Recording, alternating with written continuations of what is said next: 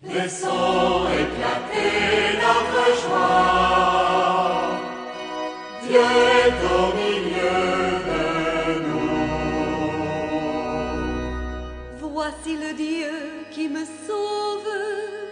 J'ai confiance, je n'ai plus de crainte. Ma force et mon chant, c'est le Seigneur. Il est pour moi le salut. Laissons éclater notre joie.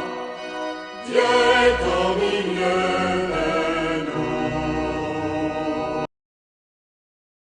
Évangile de Jésus-Christ selon saint Luc, chapitre 3e, du 10e au 18e verset.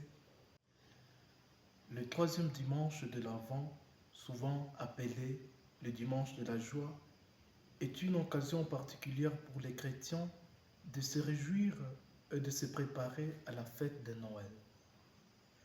Les lectures de ce jour, qui incluent Sophonie, chapitre 3e, du 14e au 18e verset A, le cantique d'Isaïe, chapitre 12e, comme méditation nous proposée en ce jour, la deuxième lecture, Philippiens 4, du 4e au 7e verset, et l'évangile qui est tiré de saint Luc, chapitre 3, du 10e au 18e verset, nous offre une profonde réflexion sur la joie et la proximité du Seigneur.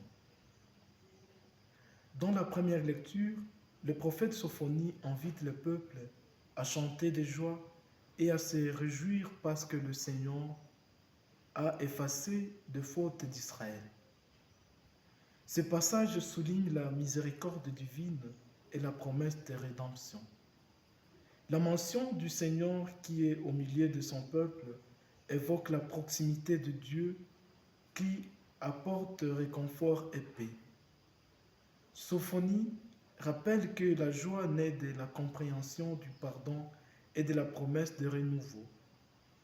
La présence de Dieu parmi nous transforme notre tristesse en joie et cet appel à la célébration est un message qui résonne particulièrement pendant l'Avent, période de préparation à la célébration de la naissance du Christ.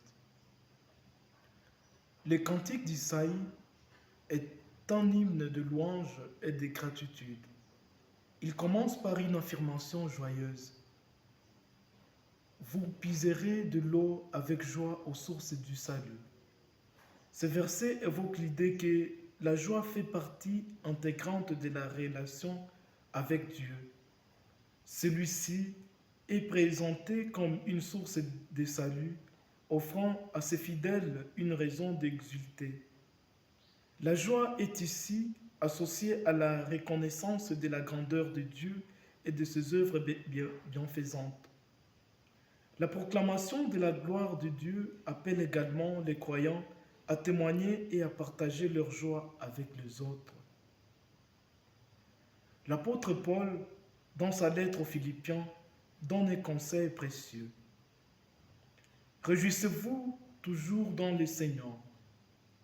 Cet appel à la joie souligne que le bonheur chrétien ne dépend pas de circonstances extérieures, mais de la communion avec le Seigneur.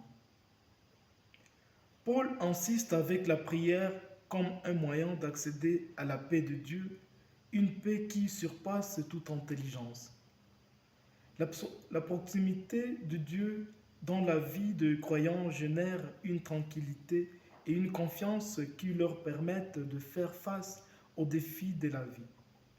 La joie devient alors une réponse naturelle à la présence constante de Dieu et une façon de se préparer à l'arrivée du Christ. Dans l'évangile, selon saint Luc, la foule pose des questions à Jean-Baptiste sur la façon dont elle doit se comporter pour se préparer à la venue du Messie. Jean leur répond en les invitant à partager, à agir avec justice et à se repentir. La prédication de Jean prépare le chemin pour le Christ et appelle à une transformation de cœur. La promesse de la venue de Jésus génère une anticipation joyeuse ont besoin de se purifier pour accueillir celui qui approche la joie véritable. Jean annonce également que Jésus baptisera dans l'Esprit Saint et le feu, soulignant la nouvelle vie et la plénitude que le Christ apporte. Le texte de ce dimanche nous rappelle que la joie intérieure provient de notre relation personnelle avec Dieu. La joie que nous vivons en attendant Noël n'est pas simplement une émotion passagère, mais une transformation profonde de notre être. En nous tournant vers Dieu, en reconnaissant son royaume parmi nous et en partageant notre joie avec les autres, nous faisons l'expérience de la proximité de Dieu. En conclusion, le troisième dimanche de l'Avent est un moment pour célébrer la joie profonde que l'on trouve dans la promesse de la présence de Dieu. En tant que croyants, nous sommes appelés à évangéliser cette joie, à partager les bonnes nouvelles du salut et à nous préparer avec de cœurs ouverts à la venue du Christ. La joie n'est pas uniquement une réaction de l'externalité, mais une disposition spirituelle qui nous unit à Dieu et aux autres. Que ce temps, mes chers frères et sœurs, de l'Avent soit une source de nouvelles joies pour chacun de nous. Que Dieu bénisse sa parole. Laissons éclater notre joie. Dieu est au milieu